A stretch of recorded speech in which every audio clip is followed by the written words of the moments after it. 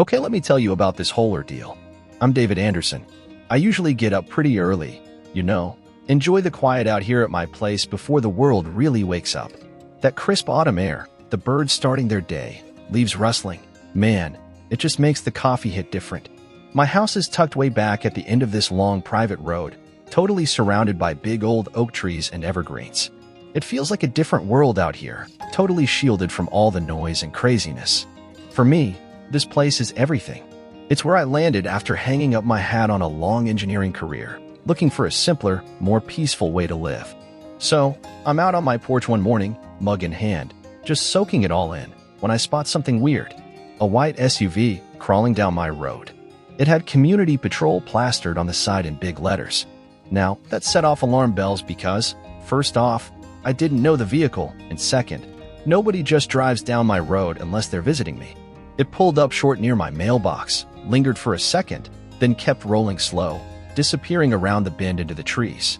The driver, some guy in uniform and dark shades, looked like he was casing the joint, maybe taking notes on a clipboard or something. What in the Sam Hill is that? I muttered, putting my coffee down and heading towards the road. By the time I got to the mailbox, the SUV was gone.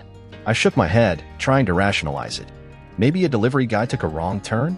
But that Community Patrol thing bugged me. Still, I figured, probably a one-off mistake, right? Wrong. Over the next few days, it became a regular thing. Same time every morning, like clockwork, that white SUV would cruise down my private road, stopping here and there, like it was on some kind of official patrol route. It didn't take long for things to get even weirder. This guy wasn't just driving by. He was actually stopping people who used my road. Delivery drivers, even the mail carrier got flagged down once. My neighbor, Mike, mentioned offhand that the patrol SUV stopped him when he was driving over for a quick visit. None of this made a lick of sense. The road to my house? It's private. Mine. It says so plain as day in the deed. I'm the one who has to maintain it, plow it, fix the potholes. I specifically bought this property because it wasn't part of that big HOA-managed community down the way, the one that stops at the main road more than a mile from my place. I moved out here to get away from that kind of micromanaging nonsense, and now here they were, acting like they owned my driveway. By the fourth day of this, I'd had enough. Curiosity turned into irritation, and I decided it was time for a little chat. I printed out a copy of my property deed, grabbed my phone, and waited at the end of my driveway the next morning. Sure enough, right on schedule, as the fog was just starting to burn off, here comes the white SUV, creeping along. The driver, a guy maybe in his mid-40s, buzz cut, looked like he ate nails for breakfast, slowed down when he saw me standing there, blocking his path, basically. Morning, I called out, keeping my voice steady, trying not to show how ticked off I was. Can I help you find something? He rolled down the window, flashing this smug grin that immediately set my teeth on edge. Morning, sir. Just doing our routine patrol. Got reports of some suspicious activity around here. Suspicious activity? I repeated, raising an eyebrow. On my private road? Who exactly gave you permission to patrol out here? His grin didn't budge. We're with the HOA, sir. Just ensuring the safety of the neighborhood. This road connects to our community, so it falls under our jurisdiction. My patience evaporated. I don't think so. This road is my property, clearly marked as private, and I am not part of your HOA. I suggest you turn that vehicle around and leave my land. His expression hardened instantly. That smugness vanished. Sir, I'm gonna need you to calm down. We're just doing our job. If you have concerns, take it up with the HOA board. Oh, I will, I snapped, pulling out my phone and taking a clear picture of the SUV, making sure to get the license plate. But you can bet I'll also be talking to my lawyer about trespassing. Now, get off my property before I call the sheriff. He muttered something under his breath, clearly not happy, rolled up the window, and finally drove off, kicking up dust as he went. I stood there in the middle of the road, fuming, watching until the sound of his engine faded away. I couldn't shake the feeling this was just the start of something bigger, something uglier. Why were they so insistent on patrolling my road? I spent the rest of that day digging through every single document related to my property. Maps, legal descriptions, purchase agreements, you name it. By evening, I had a thick folder confirming what I already knew. The road was mine, lock, stock, and barrel. The HOA had absolutely no legal right to be anywhere near it. But still, why? Was it really about safety? Or was there some other motive I wasn't seeing yet? My answer, or at least the next escalation, came the following morning. I went out to get my mail, and stuck right there on my mailbox was a bright yellow violation notice. Big, bold letters, HOA violation. Below that, a list of supposed infractions. Get this. According to them, my truck, parked neatly in my own driveway, violated their parking regulations. I just stared at it. Unbelievable. How could they possibly enforce their rules on my property that wasn't even under their control? My anger flared up again. This wasn't just annoying anymore. This was straight-up harassment. I immediately dialed the number on the notice. Got bounced around between automated menus and different departments until someone finally told me the HOA president was unavailable and that any disputes had to be submitted in writing. Classic bureaucratic runaround. Frustrated but more determined than ever, I sat down and banged out a strongly worded email. I laid out the facts, cited my property records proving the road was mine and that I wasn't under their jurisdiction, and attached copies of everything. I demanded an explanation and an immediate end to their overreach. I found email addresses for every board member I could find online and sent it to all of them.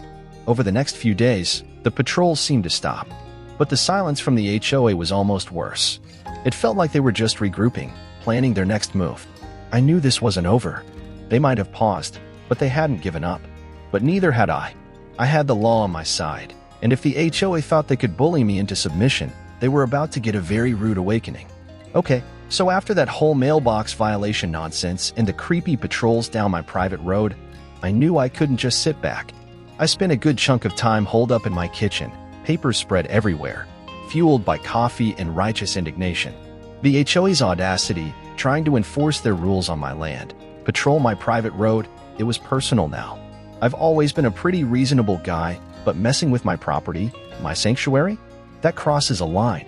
First things first, I needed absolute, undeniable proof, not just for myself, but for whatever fight was coming. I already had the deed showing I owned the road, clear as day. But these HOA types, they twist things. I needed to anticipate their arguments. What loopholes might they try to exploit? I got on the phone with the county clerk's office. It took forever to get through the automated menus, but I finally reached a human, a clerk who actually sounded helpful. I need copies of everything related to my property, I explained.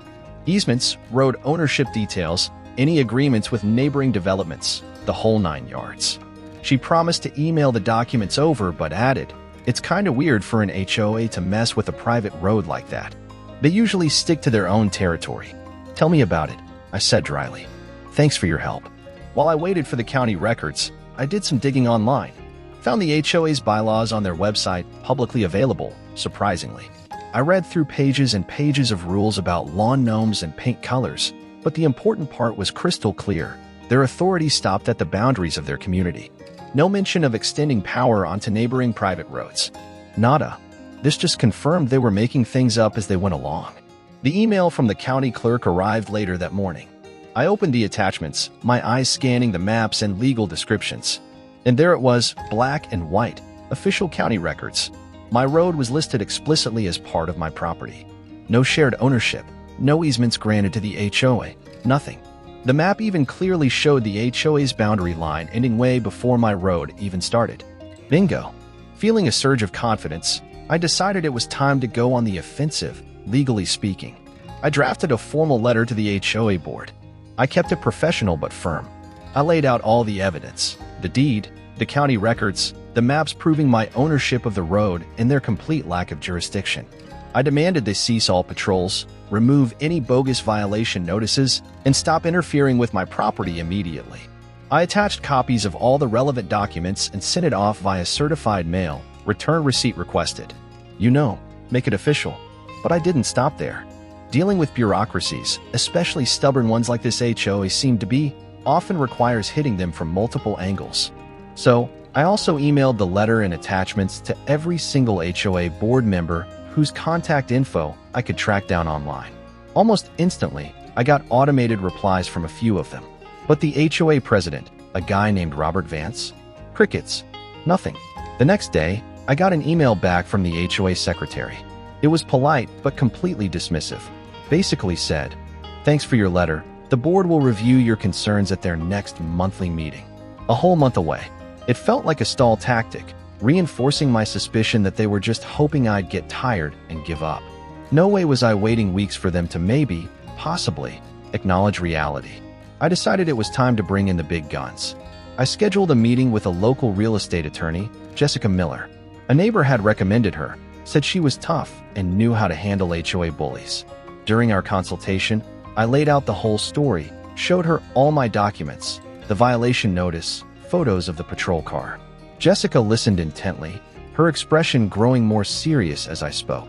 "This is a textbook case of overreach, David," she said finally, looking over the deed. "Your ownership of the road is crystal clear based on these documents. The HOA has absolutely no legal authority here. Their actions, the patrols, the violation notice, could absolutely be classified as trespassing and harassment." Hearing a lawyer confirm it felt damn good. "So, what's the best way to handle this?" I asked.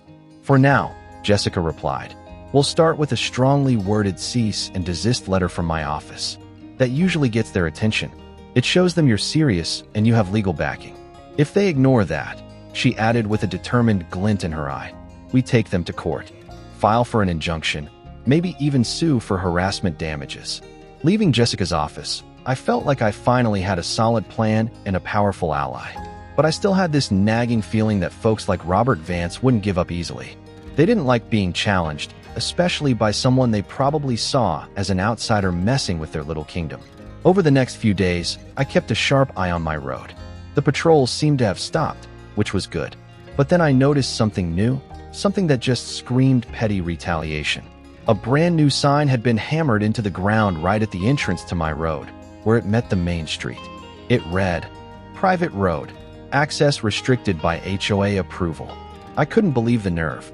Not only was the sign a blatant lie, asserting authority they didn't have, but it was clearly meant to intimidate anyone trying to visit me and legitimize their previous illegal patrols. I took about a dozen pictures of the sign from every angle and immediately emailed them to Jessica. "They're escalating," my message read. "What's our next move?" Her response was quick. "This is good, David. Seriously, they're just digging their own grave, giving us more evidence of their harassment and bad faith. I'll draft the cease and desist letter tonight and send it first thing tomorrow. In the meantime, keep documenting everything."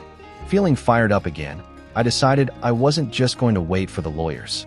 I called the county zoning office myself and filed a formal complaint about the unauthorized sign, explaining it was misleading and erected on my property line without permission. The zoning officer sounded sympathetic and promised to investigate and have the sign removed if it violated ordinances. That evening, sitting on my porch watching the sunset, I felt this weird mix of anger and satisfaction. The HOA had tried to push me around, throw their weight where it didn't belong. But I wasn't rolling over. The road ahead might be long, but I was ready. This was my home, my peace, and I'd do whatever it took to protect it. The next morning, I woke up not to birds chirping, but to the unmistakable sound of construction equipment rumbling somewhere nearby. A sick feeling twisted in my gut. Confused and more than a little alarmed, I pulled on my boots and headed outside. The noise was definitely coming from the entrance to my private road. My heart sank as I got closer. It was worse than I could have imagined. A whole crew of workers in high-vis vests was digging up the edge of my road, right where it met the main street. They were installing a freaking metal gate across the entrance to my road. 2 HOA security SUVs were parked nearby and standing off to the side. Watching the whole operation like kings surveying their domain were several guys in suits, clearly HOA board members. "What the hell is going on here?" I yelled, marching towards them, my voice probably shaking with rage. The workers paused, looking uncertain, but the suits didn't even flinch. One of them, a tall guy with slick silver hair and an air of smug authority, stepped forward. It was Robert Vance, the HOA president I'd seen on their website. "Good morning, Mr. Anderson," he said, his tone sickeningly polite. "We're installing a security gate, a necessary measure to control access and ensure the safety of the community." My blood was boiling. "This is my road, Vance." I snapped, recognizing him now. "You have zero authority to install anything here, let alone dig it up. Stop this work immediately." Vance's polite mask didn't slip, but his eyes glinted with arrogance. "Mr. Anderson, while the road may technically fall within your property lines, it connects to our community. Therefore, we have a responsibility to manage access. It was the same bogus argument they'd tried before. I whipped out my phone and hit record. "You were trespassing on my property, and you were vandalizing my road," I said, keeping my voice as steady as I could. "I have documented proof this road is private and outside your jurisdiction. If you don't stop this work right now, I am calling the sheriff and having every single one of you removed for trespassing and destruction of property." Vance's smile finally wavered. He raised his hands in a fake peace gesture. "There's no need for hostility. We're simply acting in the best interests of the community. If you have concerns, bring them to the next HOA meeting." I'd heard enough.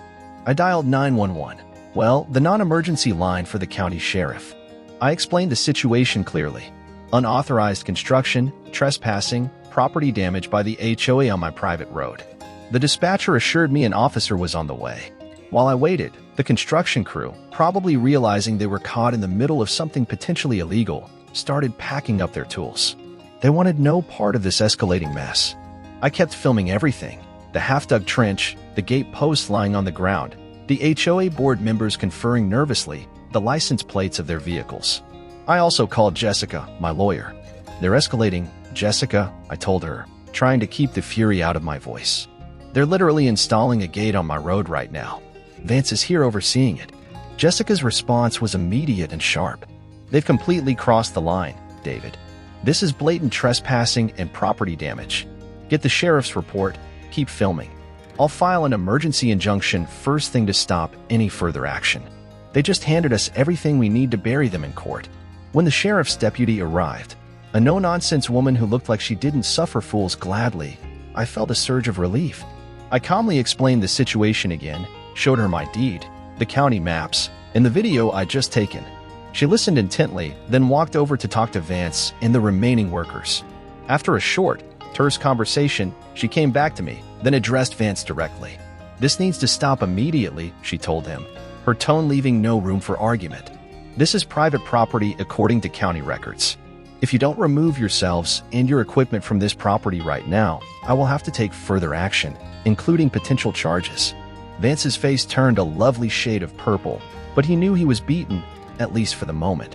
He grudgingly told the workers to leave, muttering something about ungrateful residents as he and the other board members piled into their SUVs and sped off. That afternoon, Jessica filed the emergency injunction. Within 2 days, a judge issued a temporary restraining order, TRO, against the HOA. They were legally barred from setting foot on my road or doing any further work until the whole mess could be sorted out in court. It was a huge step, a significant victory. But the HOA wasn't done. They filed a countersuit, claiming my private road was a public nuisance because it supposedly allowed unregulated access to their precious community. It was utter garbage, designed purely to drain my resources and drag things out. So, the legal battle intensified. I had to hire a surveyor to create new, detailed maps. I commissioned an independent traffic study to prove my road wasn't some major thoroughfare impacting their community. I even interviewed neighbors, the reasonable ones, to get statements about how the road was used, mostly just by me and occasional visitors. Meanwhile, Jessica was digging deeper into the HOA's history. She found more instances where they bullied other property owners, using similar tactics to expand their control or force people out. This pattern of harassment became a key part of our case. As the main court date got closer, I felt a weird mix of anxiety and fierce determination. I'm a private guy. I never wanted this kind of attention. But this fight wasn't just about my road anymore. It was about standing up to bullies who thought they were above the law. The day of the hearing, the courtroom was packed. HOA members, reporters, curious locals. Vance and his crew were there, looking smug again, probably thinking their lawyers would find some loophole. Jessica was brilliant. She presented our case methodically, dismantling their arguments piece by piece. The deed, the maps, the county records, the video of the gate incident, the testimony from the zoning officer and the sheriff's deputy, the evidence of past harassment against other homeowners. It painted a damning picture. When it was my turn, I just spoke plainly to the judge. "Your Honor, this isn't just about a road. It's about the principle that you can't just take what isn't yours. The HOA has no right to dictate what happens on my private property. I followed the law, tried to resolve this peacefully, but their aggression left me no choice but to defend my rights." The judge didn't take long to rule. It was a slam dunk. The TRO was made permanent.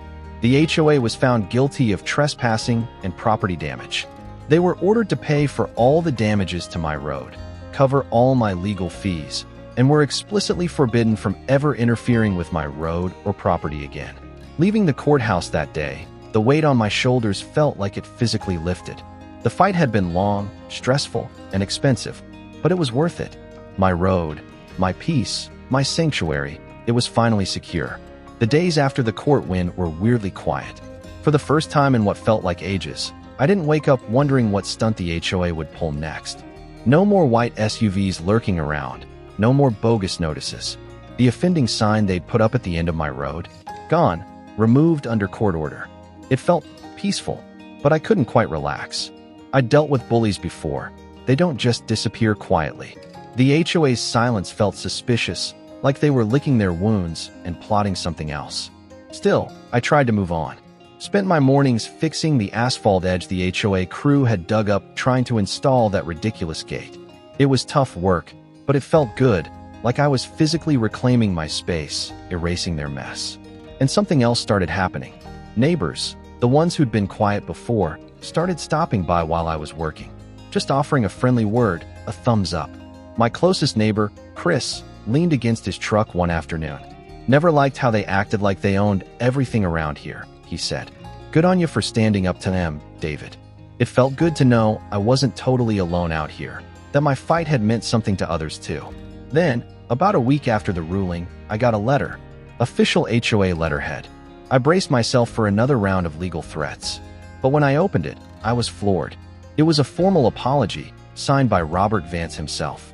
It mentioned the court ruling, admitted they'd overstepped, and pledged to improve relations with the community. It ended with a request to meet with me to discuss ways to avoid future conflicts. I almost laughed. An apology? After everything? It felt phony, like a desperate attempt at damage control now that they'd lost in court and were probably facing heat from their own members. I called Jessica. "What do you make of this?" "It's PR mostly," she advised. "But honestly, David, meeting with them might not be a bad idea. It shows you're reasonable, willing to engage even after they treated you horribly. It strengthens your position if they ever do try anything again down the road. Go, listen, but don't agree to anything without running it by me." Reluctantly, I agreed. The meeting was set for a Saturday afternoon at their office, that same sterile, windowless room. I showed up on time, folder of documents under my arm, just in case. The whole board was there, looking incredibly uncomfortable, plastered smiles barely hiding the tension. Vance stood up, extended his hand. "Mr. Anderson, thank you for coming. We appreciate you taking the time." I shook it briefly, didn't sit until he gestured to a chair. They launched into a scripted apology, acknowledged the court ruling, talked about improving relations. I just listened, letting them dig their own hole. When they finally paused, I spoke, keeping my voice level but firm. "I appreciate the apology," I said, "but words won't fix the damage. You trespassed, you harassed me, you wasted my time and money.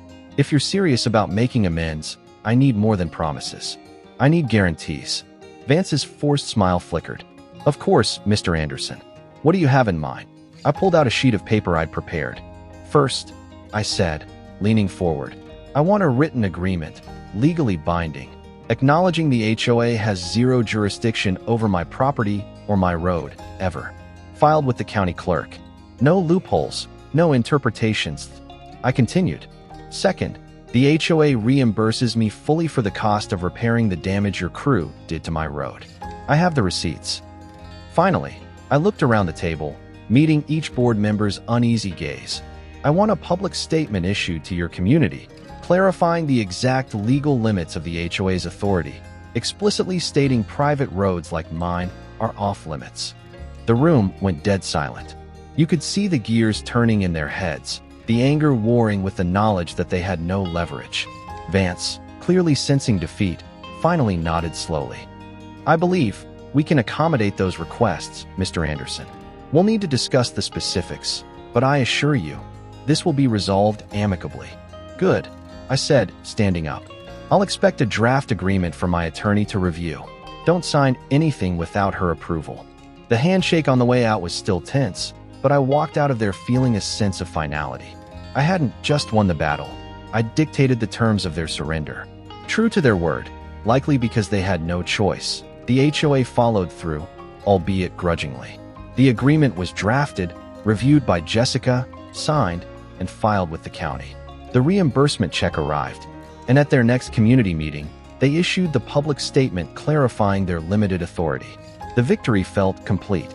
It was bittersweet, knowing the stress and frustration I'd endured, but profoundly satisfying. The experience had shown me how easily power can be abused, but also how important it is to stand your ground when you know you're right. On a cool autumn evening, I sat on my porch, watching the sunset paint the sky. The road was quiet, peaceful mind. The air felt clean. My phone buzzed. A text from another neighbor. "Thanks for standing up to them, David. You've inspired us to push back too." I smiled. Maybe my fight hadn't just been about protecting my road. Maybe it had lit a small fire under others, empowered them to stand up for their own rights. As I finished my coffee, watching the first stars appear, I knew one thing for sure. No matter what came next, I was ready. My sanctuary was safe.